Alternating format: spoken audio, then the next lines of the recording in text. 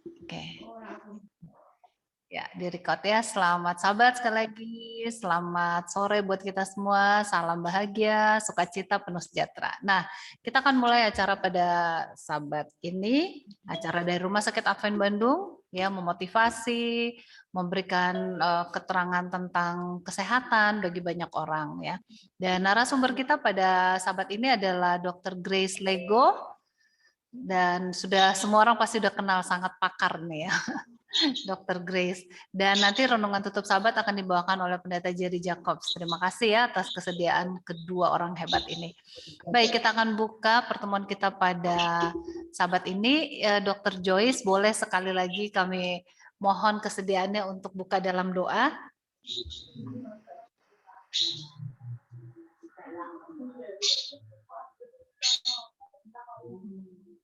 Ya. Dr. Joyce, boleh buka dalam doa? Belum di-mute ya? Oke, sebentar. Dr. Joyce belum di-unmute. Sebentar.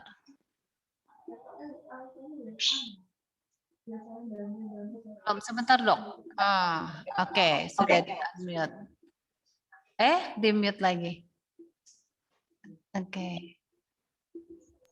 Ya, sudah di-unmute. Iya. Oke. Jelas suaranya ya? Sangat jelas. Mari kita bersatu dalam doa. Ya Tuhan, Bapa kami di surga, di sore hari ini kami umat-umat-Mu datang menghadap hadirat Tuhan yang kudus, mengucapkan syukur banyak terima kasih, memuji Tuhan, karena Engkau telah memelihara kami, menuntun hidup kami, memberkati kami, khususnya di hari Sabat, mulai dari acara pagi, khotbah, dan sore ini kami boleh berkumpul bersama-sama dalam keadaan sehat, penuh bahagia, damai, sukacita surgawi. Kami ingin mendengarkan beberapa tips yang berguna untuk hidup kami, khususnya di masa pandemi COVID-19 ini. Tuhan, besertalah dengan acara kami sore ini, demikian juga kiranya berkat Tuhan tercurah untuk Dr. Grace yang akan memberikan pelajaran yang tentunya akan berguna bagi kami di dalam menghadapi masa-masa sukar seperti saat ini. Sehingga kami boleh dikuatkan, kami boleh memahami dengan lebih jelas apa yang harus kami pahami dan juga apa yang harus kami lakukan. Dengan demikian Tuhan, kami boleh tetap dapat menghidupkan hal-hal yang benar dan juga hal-hal yang boleh menguatkan dan menuntun kami sementara menghadapi masa-masa sulit ini. Dan kami boleh tetap memandang kepada Tuhan sebagai sumber berkat, sebagai sumber kekuatan yang senantiasa ada bersama dengan kami. Bapa di surga, biarlah acara sore ini Tuhan boleh berkati dan Roh Kudus-Mu boleh hadir bersama-sama dengan kami. Kami mohon ampun apabila ada dosa kesalahan kami serahkan segala sesuatu dalam tangan pengasihan-Mu. Kami berdoa dan mengucap syukur hanya melalui Yesus Kristus, Tuhan dan Juru Selamat kami. Amin. Amin. Terima kasih Dr. Joyce untuk doa bukanya. Dan pada saat ini kita nggak akan berlama-lama lagi. Kami akan langsung memanggilkan narasumber yaitu Dr. Grace. Namun sebelumnya ada sebuah lagu spesial. Lagu pujian yang akan ditayangkan oleh Pak Joko. Silakan Pak Joko.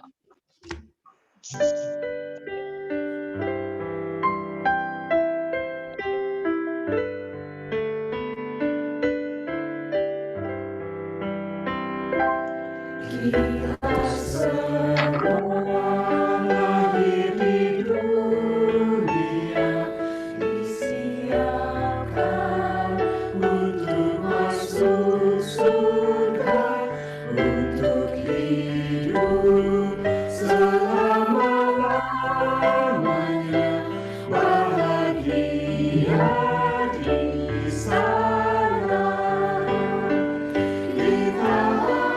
harus ke surga.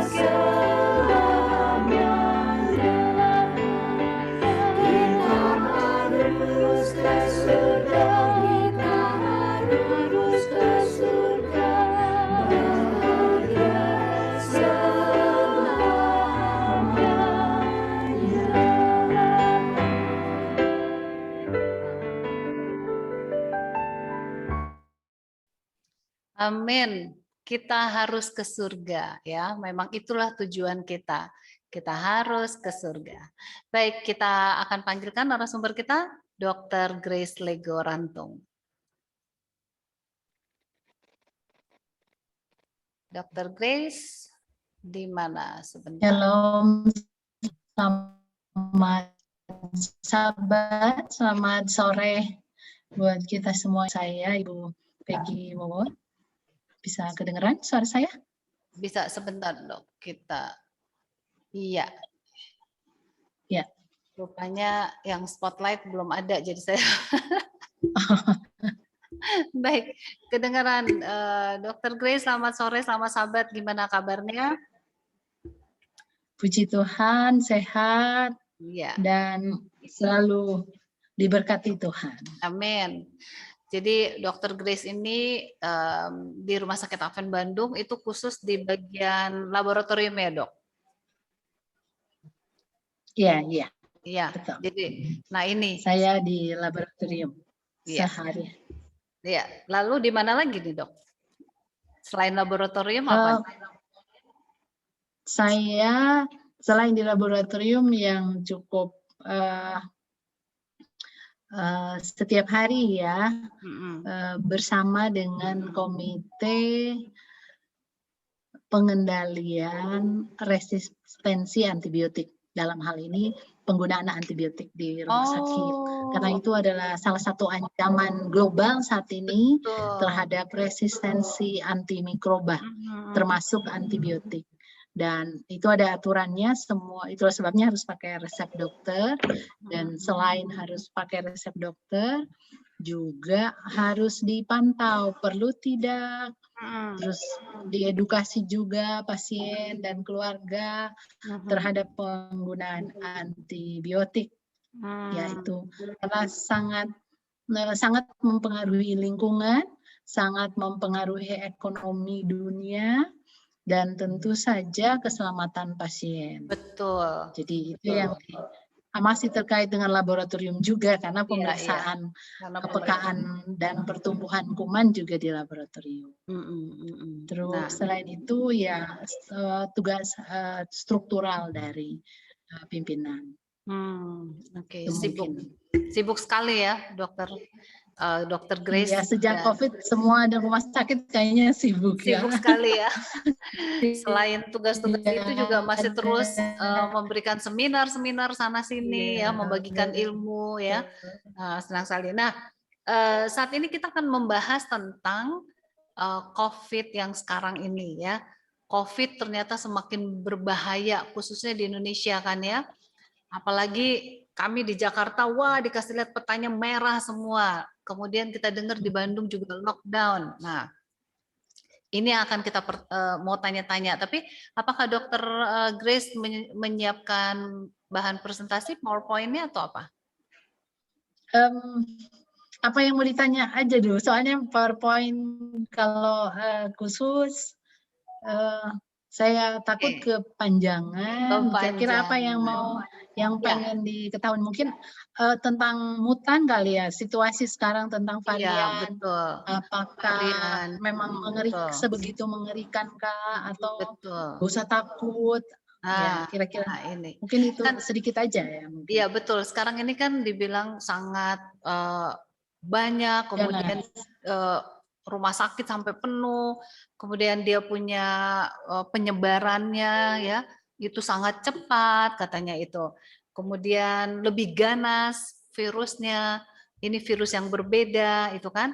Nah, kita mau tahu penyebab lonjakan ini apa dan apakah memang virus ini semakin ganas sampai ada istilah begini. Virusnya semakin hebat sementara manusia semakin lemah. Ya, katanya seperti itu. Nah, seputaran ini bagaimana nih menurut Dr. Grace? Ini kan tiba-tiba tadinya kita dengar udah mulai menurun, tiba-tiba kok naiknya sampai ngejungkik gitu. Gimana tuh? Mungkin sedikit saya izin share screen sedikit ya. Nanti kita ngobrol-ngobrol lagi. Mungkin nih untuk awalnya ini. Oke ya. Ini. Hari ini kita tentang COVID-19 nih, kurang 19-nya semakin berbahayakah? Ini data dari Jawa Barat ya, Kota Bandung. Ini Kota Bandung memang cenderung ada peningkatan. Kemudian ini data, kalau kita bandingkan data COVID 30 Januari Indonesia, dia ada 1 juta kasus kira-kira yang terkonfirmasi. Kemudian sembuhnya, kalau kita lihat, ini dengan angka kematian 2,78%. Dengan angka kesembuhan lebih dari 80%. Ini data Januari. Dan kita tahu pada bulan Februari itu peningkatan paling tinggi Indonesia. Kemudian terjadi penurunan pada bulan April, dan ini data Juni. Pada bulan Juni setelah pulang Lebaran, di mana orang tidak patuh terhadap prokes, maka ini ada terjadi peningkatan kasus ya dalam Januari 5 bulan ya, 5 bulan totalnya. Kalau sampai bulan Januari di sini ada 1 juta. Nah, di pertengahan bulan Juni kemarin sudah 2 juta. Jadi memang ada 2 kali lipat. Selain memang ada penurunan kepatuhan, juga peningkatan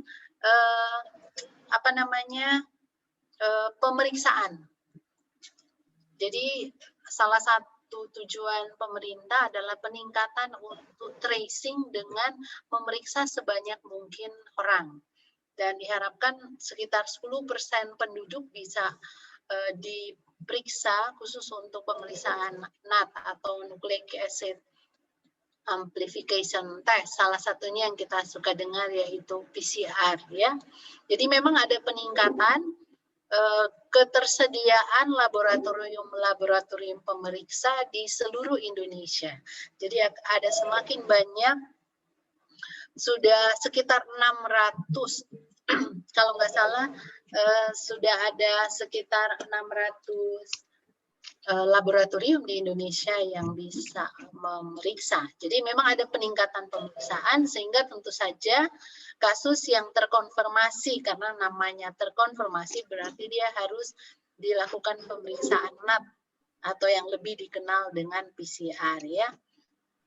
Jadi ada peningkatan kasus, tetapi kalau kita lihat kematiannya sebenarnya tidak semengerikan yang kita bayangkan, karena kalau dia Januari 2,78, kematian pada bulan Juni ada penurunan 2,75 ya. Meskipun namanya mati, ya tetap kita tentu berusaha untuk menekan serendah mungkin. Tapi di Indonesia masih jauh lebih rendah dibandingkan dengan tempat-tempat di dunia, di negara-negara lain di dunia ya, yang sekitar 3-4%.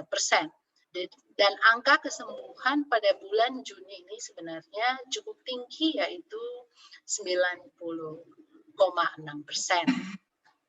Nah ini Bandung, saya lihat Bandung saja, mungkin yang di Jakarta boleh googling dan bisa lihat, tentu ada laporan-laporan secara lokal, dan syukurlah di kota Bandung tidak merah, masih orange ya, sedang, dan ada beberapa bagian di Bandung Barat yang merah, di bagian Bandung Barat merah ya, dan Kabupaten Bandung. Tetapi kalau kota Bandung di mana ada rumah sakit masih orange ya, mudah-mudahan karena gubernur dan wali kota dengan cepat menutup, kita ada ya PS berskala PSBB ya, lockdown, PSBM, PSBM, ya bukan PSBB, ini PSBM, dan kita harapkan bisa menekan penularan ya. Nah ini dia yang beberapa hari kemarin tentang ketersediaan. Oleh karena sekarang tadi saya bilang dengan adanya pemeriksaan yang tersedia semakin banyak, berarti deteksi kan akan semakin cepat bisa dilakukan. Nah dan kita lihat oleh karena terjadi peningkatan karena ketidakpatuhan masyarakat menjalankan prokes, pulang dari lebaran, tidak melakukan prokes, maka memang ada peningkatan kasus ya. Dan keterisian rumah sakit juga jadi sangat meningkat. Ini di rumah sakit minggu kemarin tuh berbagai keributan terjadi oleh karena mau masuk nggak ada tempatnya ya. Nah ini kalau kita lihat, ini dari WHO, laporan Indonesia di bulan Maret ini yang paling tinggi, dan tanggal ini kemarin ya, ada peningkatan, memang ada peningkatan kasus, tetapi kita berharap tidak akan setinggi pada bulan Maret kemarin ya. Nah ini mutasi virus varian.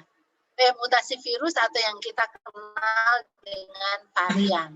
Sebenarnya kita tidak boleh takabur dengan adanya 4 macam varian virus, karena sesungguhnya virus itu bermutasi sudah ribuan ya. Cuman yang dianggap membahayakan ada 4 varian dari virus yang bermutasi.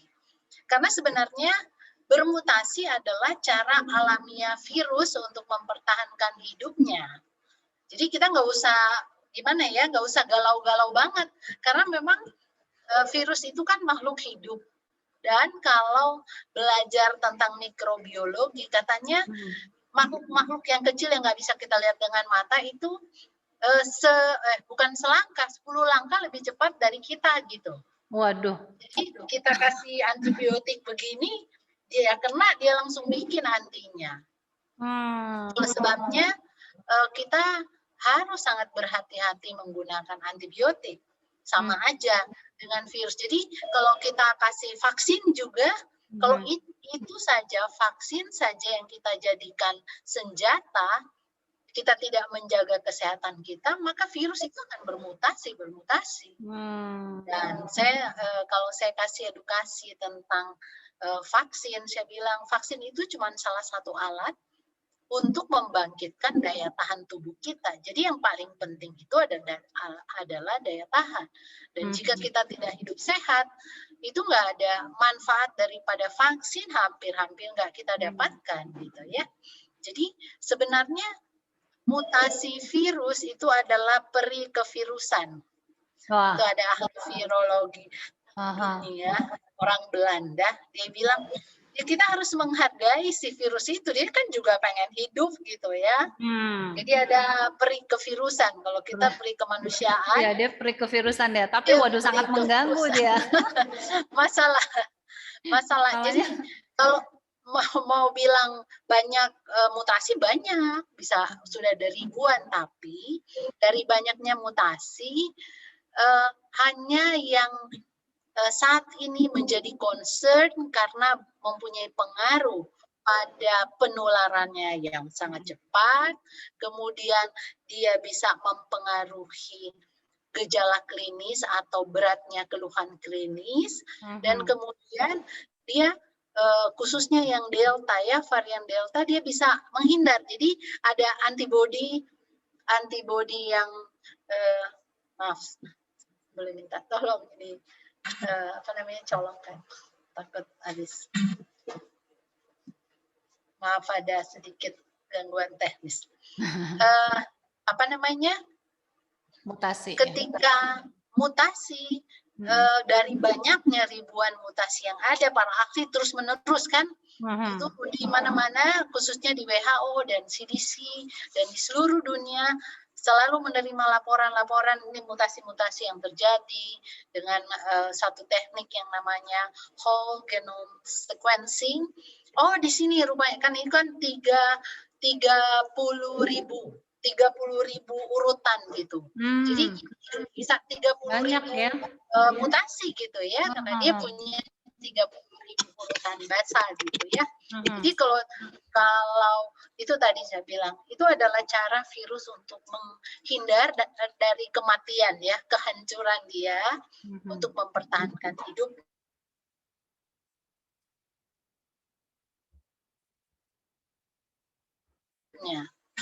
Kalau mutan varian seluruh virus ada 3 kategori, tetapi yang penting adalah 2 kategori, yaitu varian of interest dan varian of concern. Jadi dari ribuan mutasi itu, mana kira-kira ini yang akan mengakibatkan gangguan? Apakah itu 3 hal? Apakah itu tadi spreading-nya cepat, lebih cepat, kita udah tahu COVID-19 meskipun tidak berat dibandingkan dengan MERS, tetapi yang jeleknya dia menularnya itu cepat banget ya, kayak virus flu. Kemudian yang kedua beratnya klinis. Ternyata pada varian yang ini, wah dia jadi lebih berat klinisnya. Kemudian yang ketiga adalah dia bisa menghindar. Sudah ada antibodi, misalnya ada vaksin, tapi dia bisa enggak efektif 100%. Nah, jika memenuhi ketiga hal ini, berarti secara kesehatan masyarakat, epidemiologi itu kan berpengaruh kepada umat manusia. Maka varian ini disebut varian of concern. Ya, tapi kalau ini mungkin dia ada pengaruhnya atau tidak, itu masih di variant of interest ya. Nah, ternyata laporan di dunia yang paling banyak dari keempat varian yang menjadi concern di seluruh dunia, yang paling banyak itu B117, yang sekarang namanya udah diganti dengan abjad bahasa Latinnya Greka ya. Jadi alfa, beta, gamma, delta. Alfa itu adalah B117 yang ini ya sebentar. Ini dia. Tanggal 31 Mei. Tanggal 31 Mei namanya udah nggak pakai ini kan, nggak pakai simbol-simbol lineage daripada virus itu. Ingat dia ada 30.000 urutan. Wow, banyak. Terus ada kategori-kategori. Jadi, nah ini alfa itu yang ditemukan di Inggris. Terus beta itu yang ditemukan di Afrika Selatan. Gamma itu yang ditemukan di Brasil. Delta itu yang paling terakhir nih. Kenapa alasannya kenapa sekarang pakai huruf? Nah, nanti untuk menghindari sarah. Kalau bilang, oh ini dari India nih. Kita kan melihat kalau sekarang orang India langsung, ini virus B1617 pasti dia bawa. Jadi untuk menghilangkan nanti etnis dan bisa ada unsur SARA yang tentu akan memecah belah umat manusia, maka sekarang dipakai alfa, beta, gamma, delta, ya. Tetapi seperti tadi saya sampaikan bahwa memang mutasi itu akan terjadi terus, Nah, ini contoh ya. Ini delta yang dari India itu. Pada tanggal 11 Mei dia dibuat pernyataan, para ahli menyampaikan, mempublikasi, oh ini lineage B-nya, galur B-nya di urutan protein segini dia mutasi dan ternyata itu memenuhi 3 syarat tadi ya. Tetapi kemudian didapatkan lagi, oh rupanya di subunit 2 bukan subunit 1. Rupanya dia ada 2 subunit. Jadi ada 2 strain atau varian daripada COVID-19 yang Delta ini. Ada 1 dan ada 2 pada tanggal 31 Mei dipisahkan, ternyata yang 1 itu jadi VOI yang tadi variant of interest, dia nggak berbahaya seperti yang di subunit yang kedua. Nah, jadi setiap hari akan berubah berdasarkan penelitian dari para ahli. Nah, sekarang didapatkan lagi ada subunit yang ketiga dan masih belum ditentukan apakah ini masuk VOC atau VOI. Jadi pertama kita harus waspada bahwa mutasi virus yang ganas dalam tanda kutip akan bisa ada kapan saja, tapi itu jangan membuat sampai kita ketakutan. Karena ada banyak ya, bukan sedikit orang yang begitu ketakutan sampai ketakutannya itu membuat dampak yang tidak baik kepada kesehatannya. Karena kalau orang cemas, divaksin juga, cemas, udah bisa tidur, kemudian hormon stresnya meningkat, jadi alih-alih mau dapat antibodi, malah dia jadi sakit kepala, lihat orang jangan-jangan udah dapat virus. Nah, saya suka tadi saya baca yang dari WHO. Tadi saya melihat daripada kita bingung katanya, daripada kita bingung dengan ini mutasi karena pasti akan selalu ada, yang perlu kita lakukan adalah kita menjaga jangan sampai penularan, karena virus itu kalau dia lebih banyak kemana-mana, dia lebih punya tantangan untuk bermutasi lebih banyak. Gitu ya. Jadi kita mencegah dengan prokes. Dan dari 5M kan kita semua sudah kenal ya. Dari 5M itu ada 2 pilar yang paling penting, yaitu pakai masker dan cuci tangan. Ya, pakai masker, cuci tangan. Dan itu pilar yang paling penting ya. Iya, 2 pilar yang paling penting, karena kalau kita petugas kesehatan, kalau kita mau ambil swab kan nggak bisa jaga jarak, nggak bisa saya 2 meter sih, gitu nggak bisa. Yeah. Tidak selalu bisa kita lakukan yang menjaga jarak. Tidak selalu kita bisa nggak pergi melakukan perjalanan. Tetapi sementara kita berusaha menghindari sebisa mungkin, tapi ketika kita tidak bisa menghindari hal itu, nah 2 hal ini harus selalu.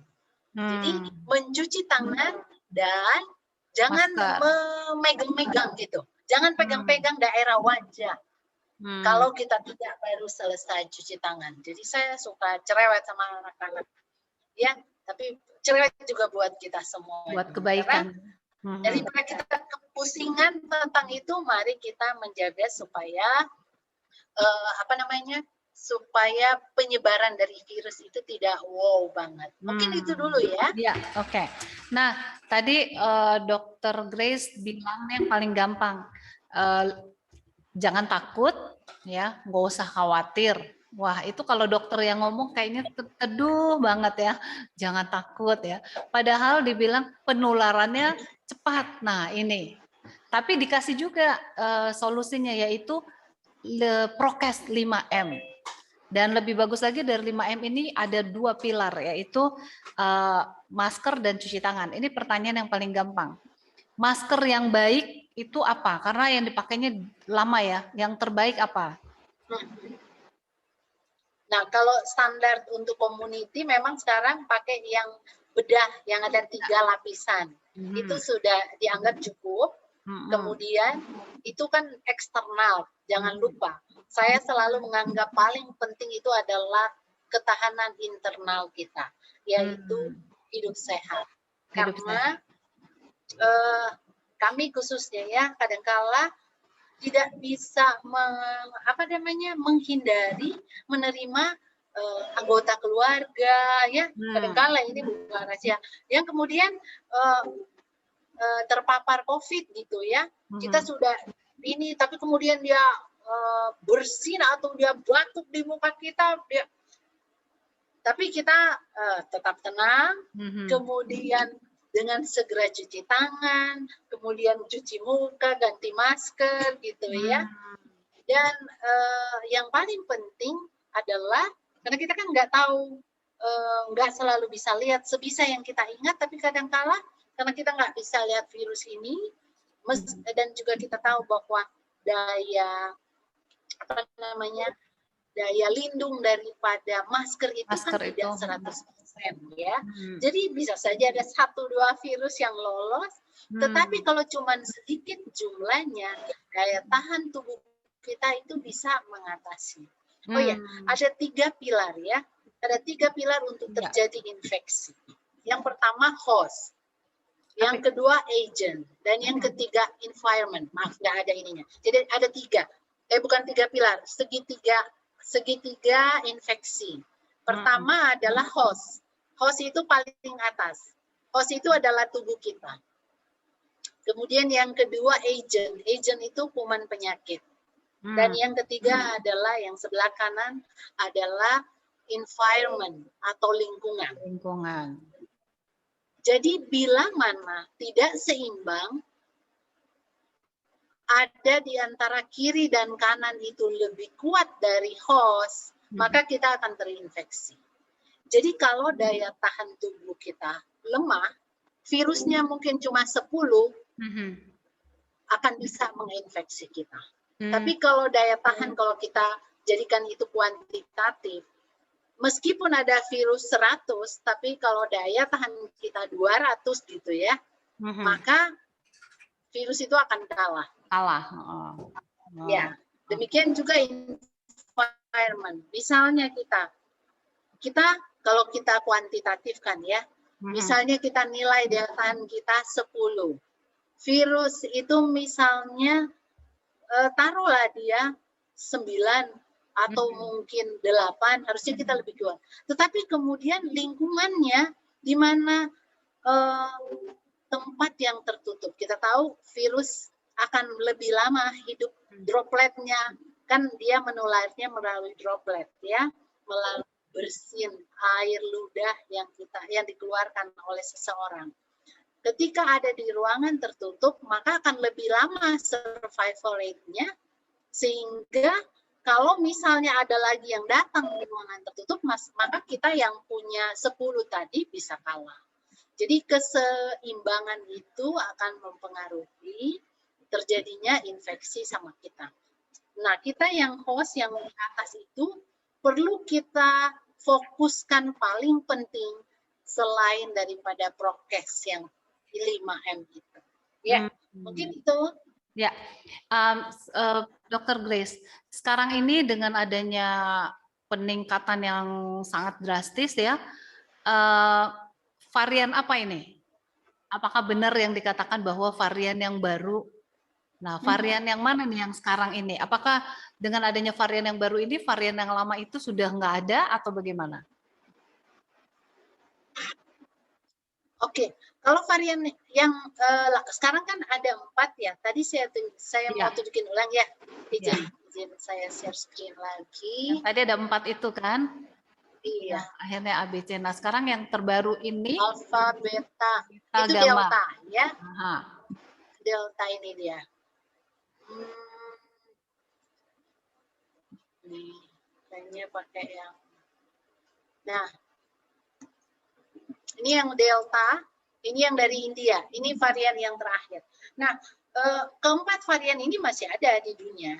Dan yang paling banyak itu adalah Alpha dan Delta. Yang tetapi dari keempat ini memang dianggap sekarang yang paling berpengaruh kepada klinis paling besar adalah Delta, dan juga katanya ada laporan dia itu bisa menghindar dari antibodi kita. Jadi kalau divaksin dia bisa menghindar meskipun tidak semuanya. Jadi dia menurunkan efektivitas daripada vaksin. Jadi itu laporannya.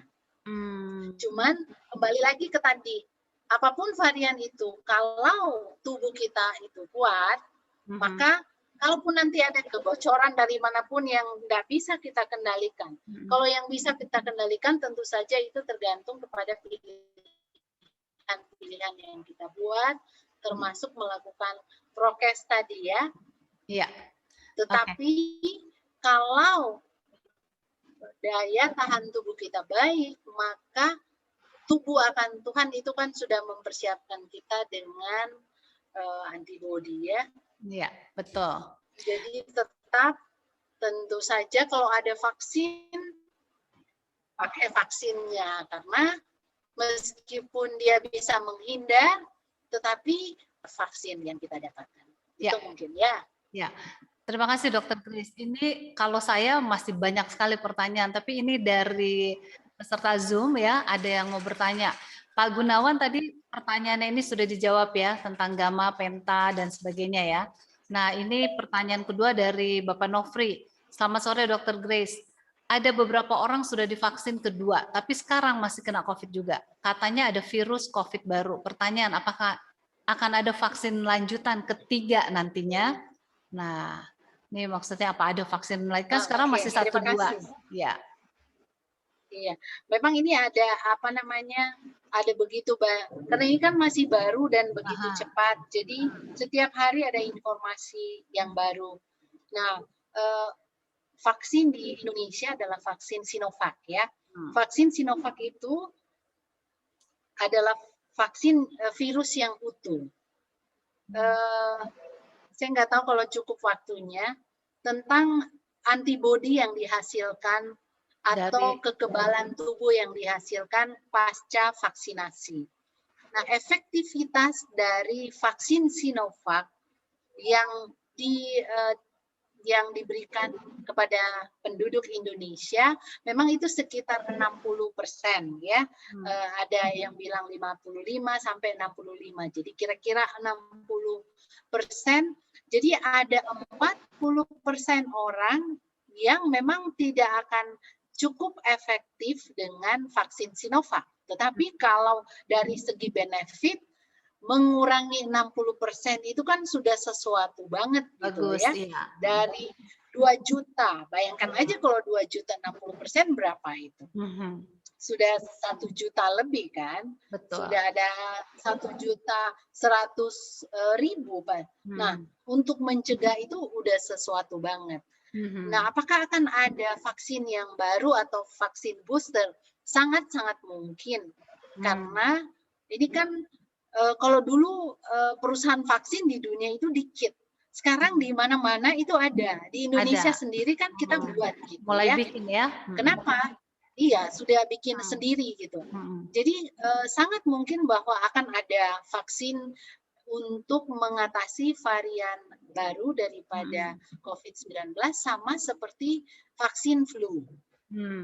Vaksin flu kan waktu awal saya nggak tahu berapa banyak di sini yang sudah pernah divaksin flu. Kalau kita pernah sekali ya divaksin flu. Tetapi kemudian karena vaksin flu ini cepat sekali bermutasi, jadi ternyata tidak sangat efektif dan rupanya hanya orang-orang yang punya komorbid, orang yang tua. Tapi kalau yang kita muda-muda, it's okay nggak divaksin. Jadi salah satu yang dituju adalah herd immunity. Kenapa sekarang vaksin? Supaya nanti udah banyak yang kebal, jadi biar udah nggak vaksin, nggak ada masalah gitu. Yang kita yang kebal melindungi yang nggak divaksin gitu ya. Jadi apakah nanti akan ada vaksin? Sangat-sangat mungkin. Sangat kemudian, mungkin ya. karena WHO juga melihat itu bahwa dengan adanya varian-varian yang kemarin di India sangat menghebohkan itu, dan kemarin juga di Singapura saya mengikuti webinar, wah naik banget di Singapura, dan varian itu yang banyak, varian Delta itu, karena kan di sana banyak, ya katanya nggak boleh sarah, tapi ya karena di sana banyak orang dari India memang ya. Iya. Jadi mungkin itu ya, nanti saya ya nanti kita bicara tentang vaksin di lain waktu ya. Tapi yang jelas kan semua ilmu pengetahuan terus ya bertambah ya. Bahkan kalau mau tanya vaksin, ada orang nih vaksin sampai 4 kali. Nah itu bagaimana? Tapi nanti kita nggak lagi bahas vaksin. Ini saya mau bacakan pertanyaan berikutnya. Dokter, tadi kalau tidak salah dokter bilang bahwa virus adalah makhluk hidup. Padahal makhluk hidup adalah ciptaan Tuhan. Mau tanya dok, bukankah virus itu dikembangbiakan oleh manusia di laboratorium? Terima kasih, tolong dijawab ya dok, dari Ibu Rosdiana Sibuaya. Iya. Terima kasih Bu Rosdiana. Saya harus menyimak baik-baik dulu ini pertanyaannya, karena pertanyaan ini mengandung berbagai isu-isu yang juga ada politiknya, ada isu-isu yang juga kita masih bertanya-tanya kebenarannya ya. Apakah ini virus ini dibikin, yang pasti dia makhluk hidup. Kalau dia nggak makhluk hidup, cuman sekarang dari mana dia berasal dan bagaimana dia sekarang sudah seperti ini, apakah ada intervensi manusia, itu bisa banget. Nah, dan keliling dunia pula Tuhan ya. Itu kan ciptaan Tuhan ya, sama seperti ular kan juga ciptaan Tuhan, dia ada racun. Nah, apakah kita mau menyalahkan Tuhan karena ini? Tentu tidak. Mengapa ada yang menjadi buas sama seperti virus? Mengapa ada yang menjadi buas? Tentu jawabannya satu, karena dosa. Karena dosa. Itu di hulunya, itu jawabannya itu, karena ada dosa maka akan ada yang mematikan seperti COVID-19. Nah, pertanyaan di tengah, apakah ada intervensi manusia? Itu secara ilmiah bisa banget, tapi kalau mau disampaikan manusia membuat dari yang bukan makhluk hidup jadi makhluk hidup, ya nggak ada, cuma Tuhan yang bisa bikin makhluk. Tapi apakah bisa manusia itu kemudian mengubah-ubah supaya jadi aneh gitu? Dari segi sains itu bisa. Cuman tentu kita kalau mau bertanya tentang itu, kita nggak lihat, kita nggak tahu. Ada banyak hoax juga yang disebarkan tentang itu, yang menimbulkan ketakutan, yang mungkin yang bisa saya jangan kita terlalu galau dengan itu selama kita melakukan prokes, selama kita menjaga kesehatan kita dengan baik, maka yang lainnya Tuhan yang buat. Yang kita nggak bisa lihat itu tanggung jawab Tuhan, bukan tanggung jawab kita. Oke, terima kasih, Grace. Ini ada pertanyaan lagi dari Aka Twisha Inkiriwang. Masih ada di sini nggak ya yang bertanya ini? Inkiriwang, masih nggak? Kalau nggak, saya nggak bacakan. Kalau sudah tidak ada. Oke. Boleh bersuara? Pertanyaannya sih, kalau tidak divaksin berisiko nggak? Nah, kemudian saya lanjut aja ya, karena waktu sayang. Dari Dani Sragen, sore dok, izin bertanya, apakah virus ini dapat hilang dari bumi ini? Secara menurut penjelasan tadi, virus memang hidupnya bermutasi terus. Nah, bisa hilang nggak nih dok? Ini ada iklan GoFood nih barusan. Ini siapa? Mungkin ada yang lupa mute kayaknya. Tadi apakah apa ada 2 pertanyaan tadi?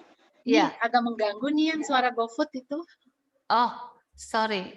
Ini siapa ya yang ada suara GoFood? Tolong tolong semua di mute ya. Oke. Pertanyaannya tadi yang kalau tidak divaksin beresiko enggak? Oke. Kembali, mudah-mudahan tadi masih mengingat yang saya bilang ada 3 hal yang akan menentukan. Maaf, Bu Peggy, apakah cuma saya yang mendengar GoFood? Ini masih kedengaran? Iya, saya nggak dengar sih. Oke. Kalau yang lain nggak dengar, kalau cuma saya nggak ada masalah. Saya terus aja. Saya khawatir yang lain mendengarkan order GoFood sekarang katanya. Oke. Nah, apakah beresiko? Secara logika ya, kita nggak lihat dari program, karena program pemerintah itu untuk kebaikan kita semuanya. Ini tiga pilar ini menentukan. Kalau virus itu lebih ganas daripada daya tahan kita, maka kita akan kalah.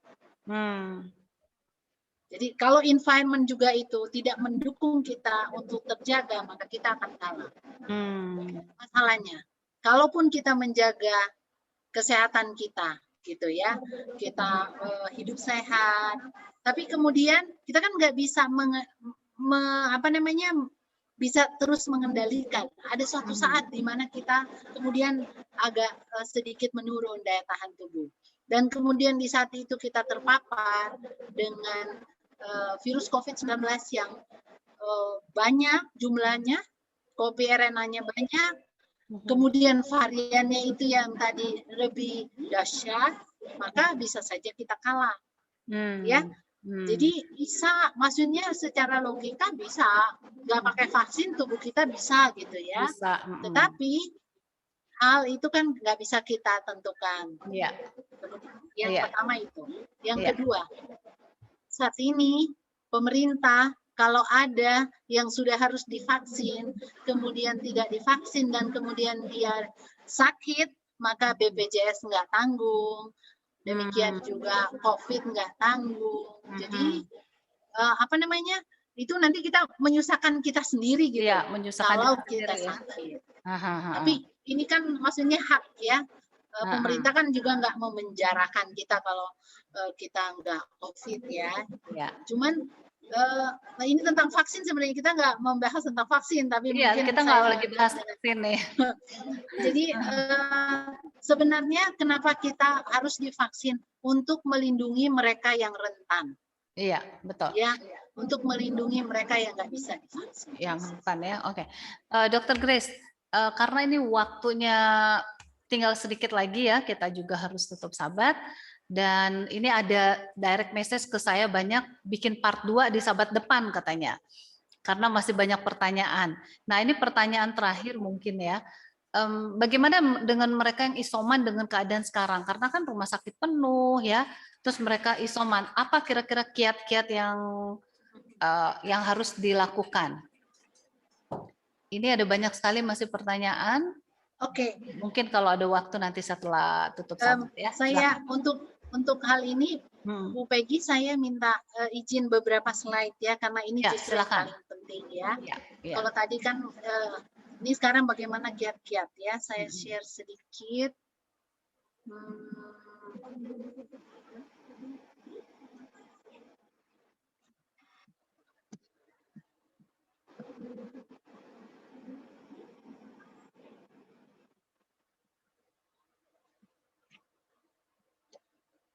Oke, bisa kelihatan ya.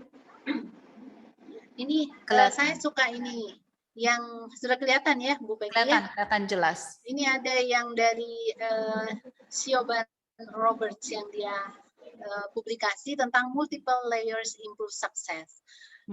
Kalau kita hanya mengandalkan satu strategi, maka kita bisa saja kalah. Jadi ini berbagai strategi.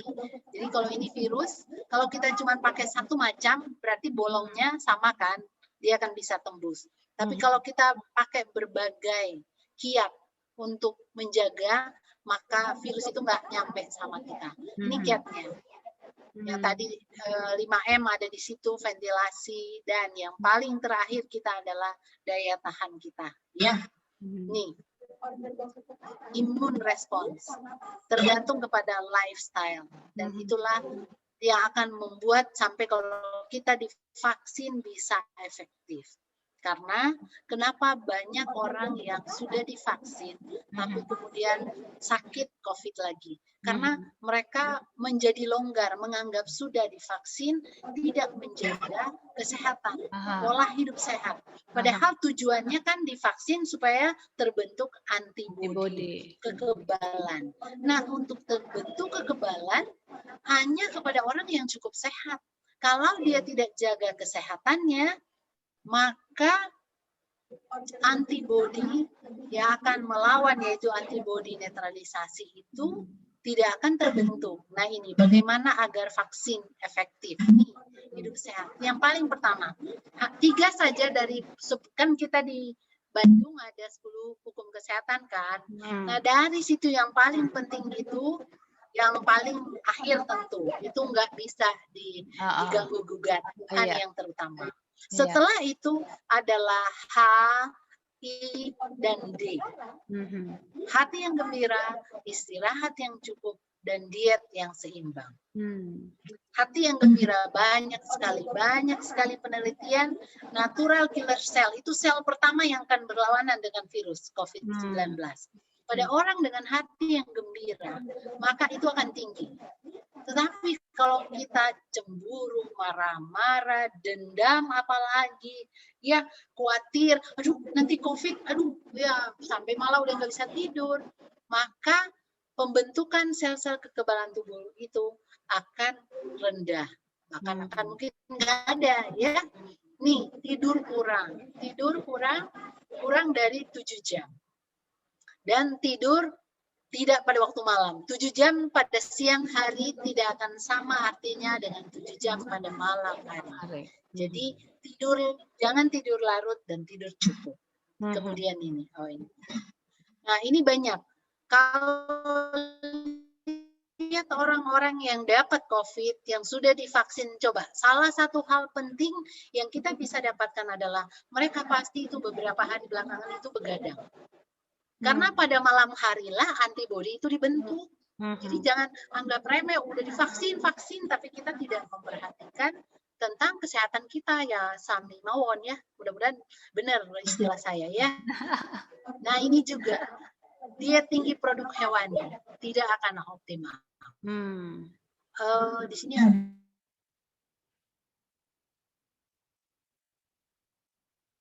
enggak ada. Jadi harus banyak sayur sama buah. Jangan banyak makan ikan sama daging ya. Oke.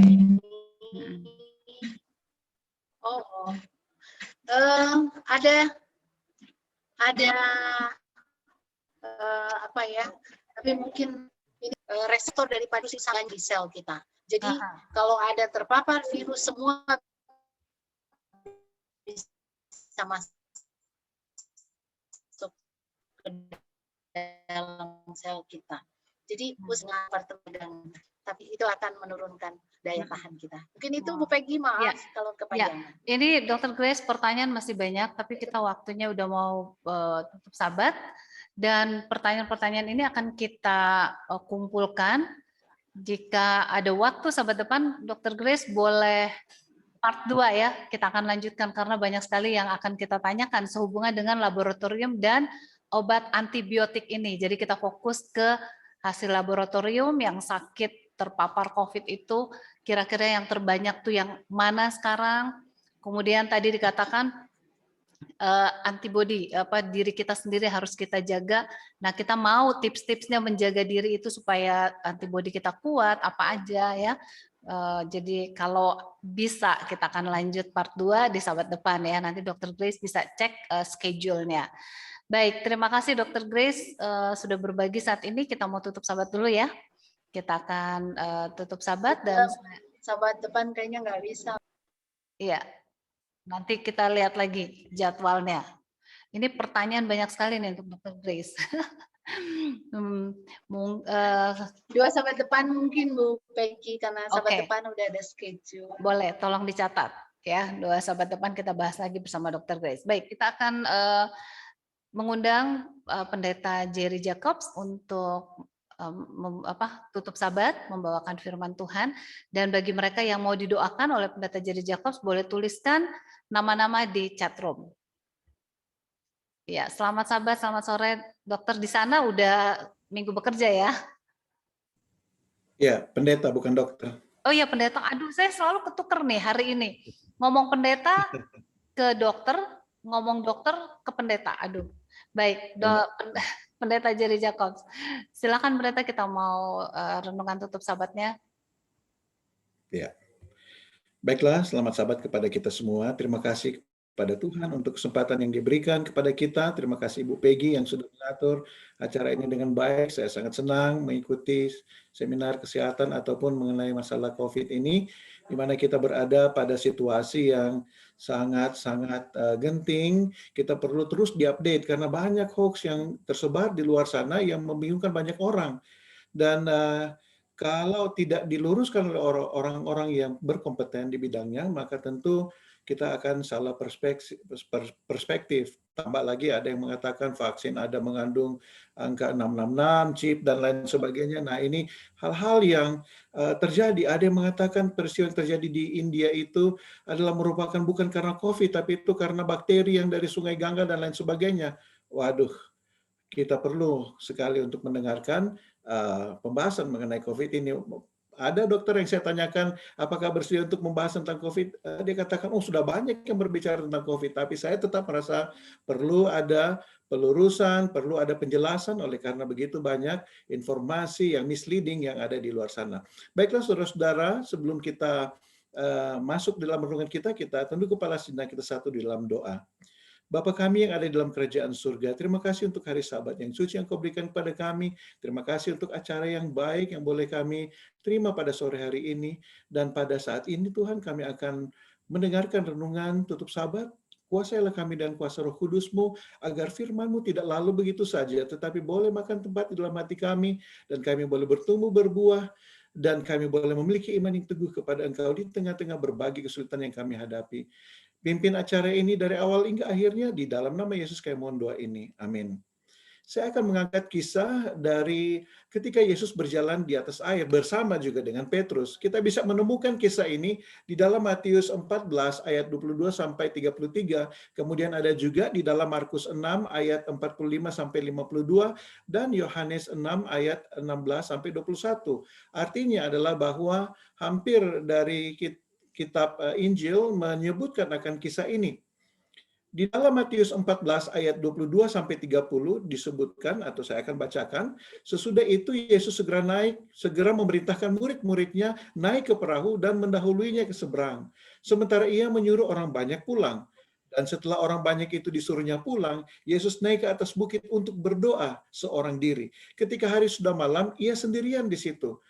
Perahu murid-muridnya sudah beberapa mil jauhnya dari pantai dan diombang-ambingkan gelombang karena angin sakal. Kira-kira jam 3 malam datanglah Yesus kepada mereka berjalan di atas air. Ketika murid-muridnya melihat dia berjalan di atas air, mereka terkejut dan berseru, "Itu hantu!" Lalu berteriak-teriak karena takut. Tetapi segera Yesus berkata kepada mereka, "Tenanglah, aku ini, jangan takut." Lalu Petrus berseru dan menjawab dia, "Dan jika engkau itu, suruhlah aku datang kepadamu berjalan di atas air." Kata Yesus, "Datanglah." Maka Petrus turun dari perahu dan berjalan di atas air mendapatkan Yesus. Tetapi ketika dirasanya tiupan angin, takutlah ia dan mulai tenggelam, lalu berteriak, "Tuhan, tolonglah aku." Nah, di sini kalau kita lihat ayat yang ke-30 disebutkan bahwa tetapi ketika dirasanya tiupan angin, takutlah ia. Di dalam kitab bahasa Inggris menyebutkan, "But when he saw the wind," ketika dia mengalihkan pandangannya dari melihat kepada Yesus, dia berada di dalam masalah. Hati-hati saudaraku, mengenai pandangan kita. Kepada siapa kita memusatkan pandangan kita di tengah-tengah kesulitan yang ada. Ketika Petrus mengalihkan pandangannya dari Yesus, he is in trouble. Di saat ini kita perlu mengenal Tuhan kita. Ketika Yesus berjalan atas air, mereka merasa itu adalah merupakan suatu hal yang menakutkan, padahal justru Yesus datang mau menyelamatkan mereka di tengah-tengah pergumulan mereka. Sesudah mereka baru saja naik di perahu, kemudian mereka mulai bertolak, badai sudah menerpa, kemudian mereka harus menunggu sampai jam 3 atau 4 subuh, baru pertolongan itu datang. Dan ketika pertolongan itu datang, mereka tidak mengenal pertolongan itu, tidak mengenal Tuhannya. Itulah sebabnya kita perlu mengenal Tuhan kita di hari ini, di mana begitu banyak sakit penyakit. Dan kita harus membahas tentang COVID-19 yang mematikan. Dan masalah yang kita hadapi, kita perlu mengenal Tuhan kita. Kita perlu mengenal Tuhan kita seperti kita mengenal sahabat kita. Seperti seorang suami mengenal istri, seperti istri mengenal suami. Kita perlu mengenal Tuhan kita dengan intim. Seperti kita juga mengenal anak-anak kita, bukan hanya sekedar tahu bahwa ada Tuhan, ada Yesus, tapi kita perlu mengenal dengan lebih dekat, dengan lebih intim lagi. Perlu kita mengenal Tuhan kita. Kita benar-benar perlu mengenal Tuhan kita saat ini melalui, kadang-kala kita mengenal Tuhan lebih baik melalui ujian dan pencobaan kita. Memang ini bukan hal yang mudah untuk mengenal Tuhan melalui ujian dan pencobaan. Mengapa kita perlu mengenal Tuhan? Karena tidak ada yang terlalu sulit bagi Tuhan kita. Ada kalanya kita jatuh ke dalam masalah karena kesalahan, kegagalan kita sendiri. Ada kalanya Tuhan mengizinkan masalah terjadi. Tetapi apapun itu, hal tersebut memungkinkan kita untuk mengetahui dan mengakui bahwa ada Tuhan dan ada Allah yang Maha Kuasa. Seringkali kita mempertanyakan Tuhan dan meragukannya karena gantinya jawabannya ya untuk setiap permohonan dan doa kita, jawabannya kita terima adalah tunggu atau bahkan tidak. Saya ambil contoh sebagai orang tua. Apakah Anda selalu mengatakan ya atas permintaan anak-anak kita yang kita kasih? Tentu tidak. Dan kalau kita mengatakan tidak, seringkali kita bangga untuk mengatakan bahwa kita lebih tahu anak-anak kita dan kita tahu apa yang terbaik bagi mereka. Jika kita berpikir bahwa kita lebih tahu daripada anak-anak kita, maka ingat ini, Tuhan lebih tahu apa yang terbaik bagi kita daripada kita ketika Dia mengatakan jawaban doa adalah tunggu atau tidak. Kita perlu mengenal Tuhan kita. Kita perlu tahu bahwa bahkan di tengah-tengah kesedihan dan sakit hati kita, masalah kita, ada Tuhan. Dia dapat menolong dan memberkati kita. Kita perlu mengarahkan pandangan kita kepadanya. Di dalam Markus 6 ayat 45, segera Yesus menyuruh murid-murid naik ke perahu dan mendalunya ke Betsaida, sementara ia membubarkan orang banyak. Yesus menyuruh murid-muridnya pergi, dan mereka pergi.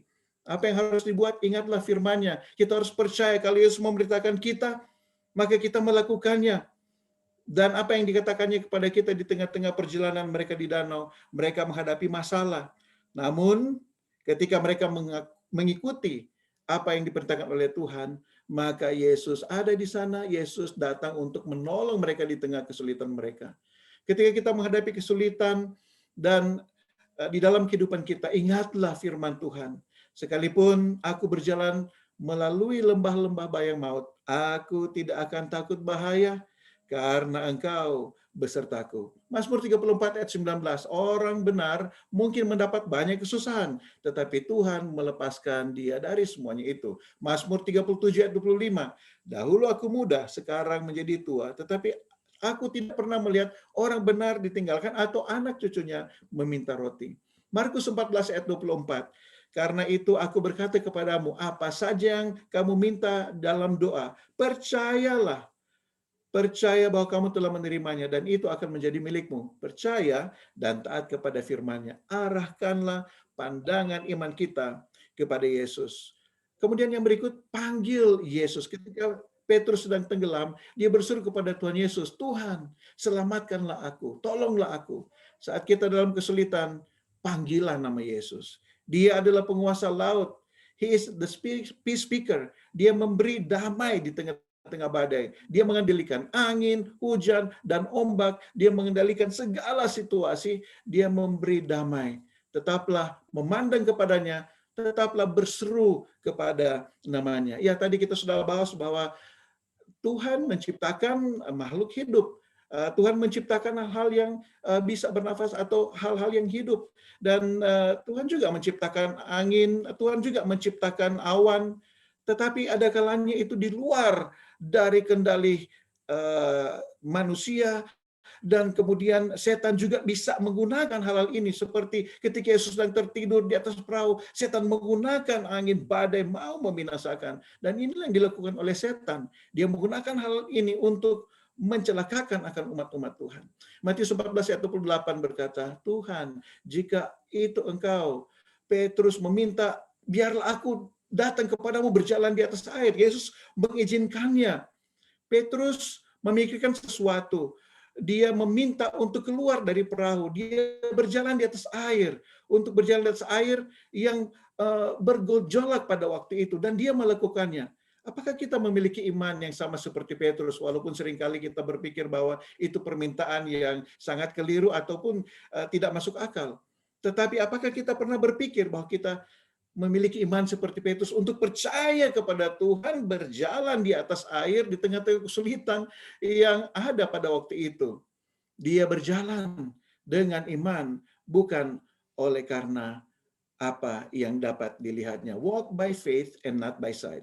Kita juga membutuhkan keberanian untuk berjalan dengan iman di atas air kehidupan yang bergejolak di saat ini. Ayat 30, tetapi ketika dia melihat angin, dia takut dan mulai tenggelam. Ketika ia mengalihkan pandangannya dari Yesus, hanya dalam sepersekian detik, dia mulai tenggelam dengan cepatnya. Ketika dia melihat ombak, ketika dia melihat masalah, ketika dia melihat kepada teman-temannya, kata Ellen G. White, maka dia mulai tenggelam. Bagaimana cara kita mengarahkan pandangan kita kepada Yesus? Kita mengarahkan percaya, iman kita, pandangan kita kepada Yesus melalui kita menyelidiki akan firman-Nya. Kita mengambil waktu untuk berdoa. Dan kita percaya kepada apa yang dikatakan kepada kita melalui firman-Nya. Ketika Petrus tenggelam, dengan cepat dia berseru kepada Tuhan. Dan Yesus segera menyelamatkannya.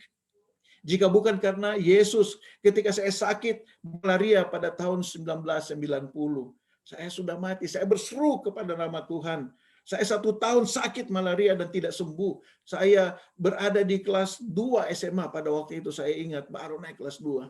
Dan kemudian sepanjang tahun itu, saya menderita malaria. Saya pikir saya akan mati. Saya berseru kepada Tuhan. Tuhan meluputkan saya. Di tahun 1991, saya berada dalam sebuah kendaraan yang sedang melaju dan kencangnya di tengah hujan di atas jembatan kayu, dan akhirnya ban belakang dari mobil ini terpeleset, lalu kemudian arah mobil ini menuju ke pagar dari jembatan itu. Saya melihat slow motion yang terjadi, bahwa mobil itu menabrak kepada pagar dari jembatan itu, lalu kemudian jatuh ke bawah. Lalu saya tahu betul karena sungai itu ada di dekat dengan sekolah di mana saya bersekolah pada waktu itu, dan banyak batu-batu besar di bawahnya. Dan di dalam slow motion saya sudah melihat bahwa saya remuk oleh karena tertimpa dengan batu-batu itu. Tetapi apa yang terjadi ketika mobil menghantam pagar? Pagar itu masih tetap berdiri di sana dan kami tidak jatuh. Puji Tuhan untuk intervensi Tuhan ketika saya berada dalam kesulitan. Ketika kita berada dalam kesulitan, berserulah kepada namanya. Tuhan akan memberikan jalan keluar. Tahun yang lalu, hari ini kami memperingati 1 tahun kematian ayah saya. Memperingati, we have a memorial service. Kita mengenang akan bagaimana Tuhan sudah memimpin sepanjang tahun akan keluarga kami melewati masa-masa yang sulit. Dan ketika awal dari tahun lalu, ketika pandemi COVID-19 ini mulai naik angkanya, ayah saya juga takut karena dia harus cuci darah 3 kali seminggu dan terekspos dengan berbagai macam pasien yang juga barangkali kita tidak tahu terjangkit dengan COVID-19. Kita berdoa kepada Tuhan agar supaya Tuhan meluputkan, dan perjalanan pulang dari rumah sakit Advent Manado, di sepanjang jalan di satu kampung namanya Kampung Kolongan, mereka pada waktu itu ada hari Paskah. Jadi mereka menaruh salib-salib, lampu-lampu Paskah, salib itu dijejer di depan-depan rumah. Dan ketika saya melihat kepada salib-salib itu, saya mengingat kepada peristiwa ketika Musa mau membawa, atau Tuhan menyuruh bangsa Israel keluar dari tanah Mesir. Tuhan menyuruh untuk menaruh darah dari anak domba di ambang pintu, dan malaikat maut melewatinya. Dan ketika saya melihat akan salib itu, saya mulai merasa tenang bahwa kalau saya memiliki Yesus. Dan saya teringat juga dengan ular tembaga, peristiwa ular tembaga di dalam Bilangan 21, bahwa ketika orang-orang yang ada pada waktu itu mulai mati oleh karena mereka dipagut oleh ular yang berbisa. Di mana-mana ada tangisan, ada kepanikan, ada ketakutan, dan tidak dapat dikendalikan keadaan seperti COVID-19. Teman saya dari India, dia meminta saya, pendeta tolong doakan kami, tolong ganti khotbah yang sudah saya kirim kepada dia dengan khotbah pengharapan, karena teman-temannya di India mengalami kesulitan yang sangat besar. Oleh karena kematian ada di mana-mana. Saya teringat kepada peristiwa Musa ketika ular tembaga itu diangkat, dan ular tembaga ini melambangkan Yesus Kristus. Orang yang memandang dia dalam Yohanes pasal 3, ketika ular tembaga itu diangkat, yang memandang kepada ular tembaga ini, yang memandang kepada salib Yesus, kepada Yesus yang tersalibkan itu, yang percaya kepadanya, maka mereka akan mendapatkan hidup. Di dalam Yesaya 45 ayat 22, berpalinglah kepadaku dan biarkanlah dirimu diselamatkan, hai ujung-ujung bumi. Mazmur 121 ayat 1-4, aku melayangkan mataku ke gunung-gunung. Dari manakah akan datang pertolonganku?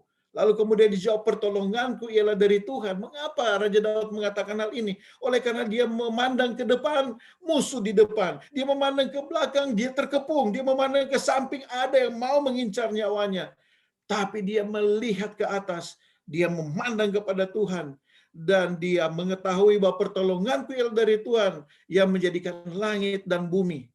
Ibrani 12 ayat 2, ayat kita yang terakhir. Marilah kita melakukannya dengan mata yang tertuju kepada Yesus yang memimpin kita di dalam iman dan membawa iman itu kepada kesempurnaan.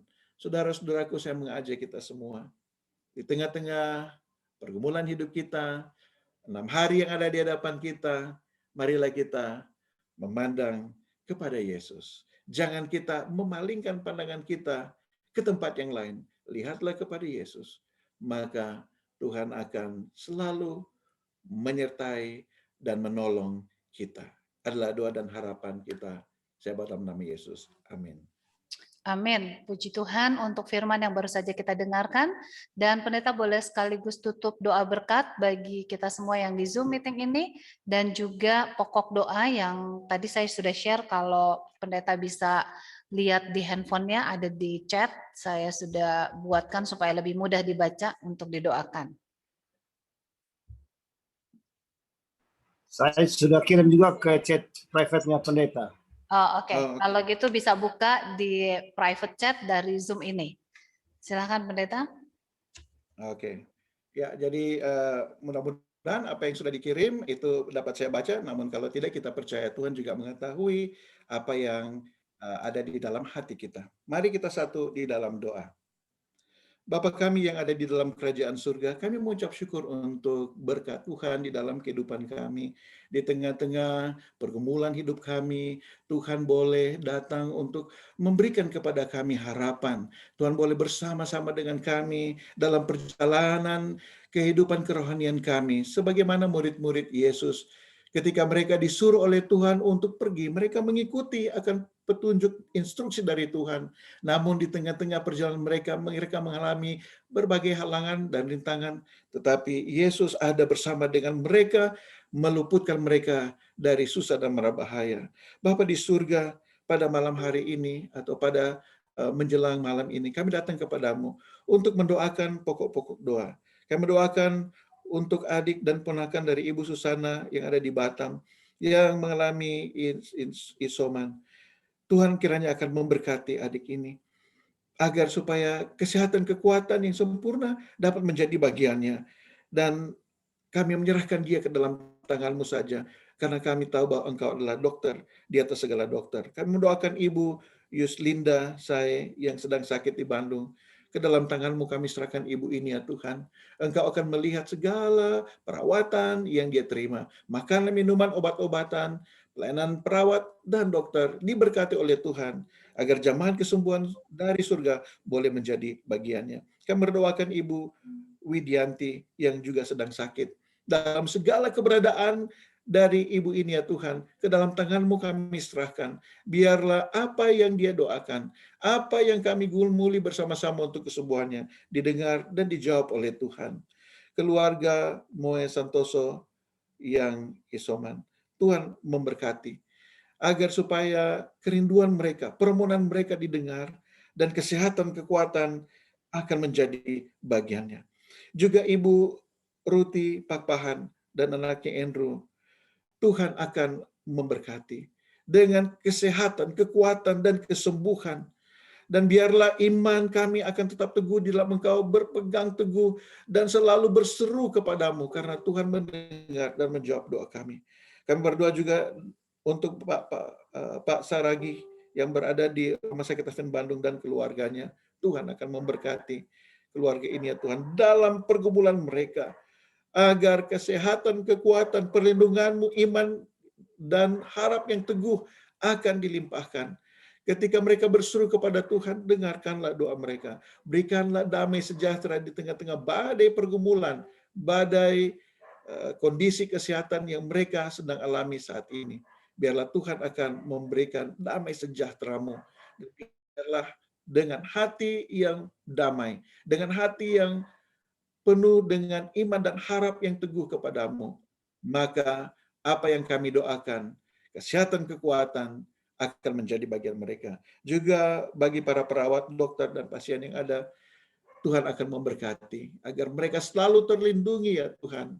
Engkau akan memagari mereka dengan kawalan malaikat-Mu yang suci, agar di dalam menjalankan tugas pekerjaan mereka berhadapan langsung dengan berbagai macam sakit penyakit, Tuhan akan selalu melindungi mereka. Usulan-usulan doa yang lainnya yang tidak sempat kami bacakan ya Tuhan, Engkau mengetahui, mendengar, dan biarlah Engkau akan menjawab segala kerinduan di dalam hati kami. Dan biarlah segala sesuatu ya Tuhan kami tahu, bukan kehendak kami, tetapi kehendak Tuhan yang terjadi. Inilah doa kami ya Tuhan, kami serahkan seluruh kehidupan kami ke dalam tangan-Mu, memberkati pelayanan dari media Orel ini agar dapat menjangkau banyak orang dan menjadi saluran berkat-Mu. Berkati Ibu Peggy Wower sebagai pimpinan dari media ini dengan limpahnya, dengan hikmat akal budi surgawi. Memberkati Dr. Grace yang telah memberkati kami melalui pembahasan kesehatan yang sangat memberikan informasi. Tolonglah kami semua ya Tuhan, agar mematuhi segala protokol kesehatan yang ada, agar kami terhindar juga dari segala ancaman bahaya dari COVID ini. Terima kasih Engkau mendengar doa kami. Ampuni dosa kami yang banyak. Di dalam nama Yesus kami mohon doa ini. Amin. Amin. Terpujilah nama-Mu dan nama Tuhan Yesus. Dan terima kasih Pendeta Jerry Jacob yang telah membawakan firman Tuhan, dan selamat minggu bekerja buat kita semua yang ada di sini. Nah, sebelum kita menutup bersama-sama, saya akan mengundang Direktur Rumah Sakit Advent Bandung, Dr. Alvin Rantung, untuk memberikan kata-kata bahagianya seperti biasa. Silakan Dr. Alvin. Baik, selamat malam, selamat minggu bekerja. Puji Tuhan, bersama dengan menjadi host dalam acara ini, dan puji Tuhan, hari ini kita mendapatkan berkat begitu besar dari kesaksian-kesaksian. Terima kasih kepada Dr. Grace, istri tercinta, yang sudah membagikan juga pengalaman ilmunya yang dipercayakan Tuhan kepadanya, dan kepada hamba Tuhan, Pendeta Jerry Jacobs, dan bahkan kita semua yang sudah ambil bagian tadi doa buka, dan semua yang sudah bertanya, dan yang kita yang menghadiri acara kita pada sore hari ini. Biarlah kita menjadi orang-orang yang menjadi pembawa damai, tenang, kesejukan bagi setiap orang yang sedang dalam keadaan kekhawatiran, ketakutan dengan situasi pandemi COVID-19 ini. Dan biarlah informasi-informasi yang kita akan dapatkan dari waktu ke waktu, khususnya pada hari Sabat sore seperti ini, boleh memberikan kita berkat pengalaman, pengetahuan, sehingga kita boleh menjadi berkat bagi orang lain. Sekali lagi terima kasih, Tuhan memberkati kita semuanya. Terima kasih Dr. Alvin, Tuhan memberkati kita, dan kepada semua sahabat-sahabat yang ada di Zoom meeting ini, terima kasih. Kita akan ketemu lagi Sabat depan di jam yang sama, kemudian Zoom ID yang sama, passcode yang sama untuk acara yang hampir sama tapi banyak sekali informasi. Nah, boleh semuanya buka unmute dan boleh saling menyapa. Selamat minggu bekerja.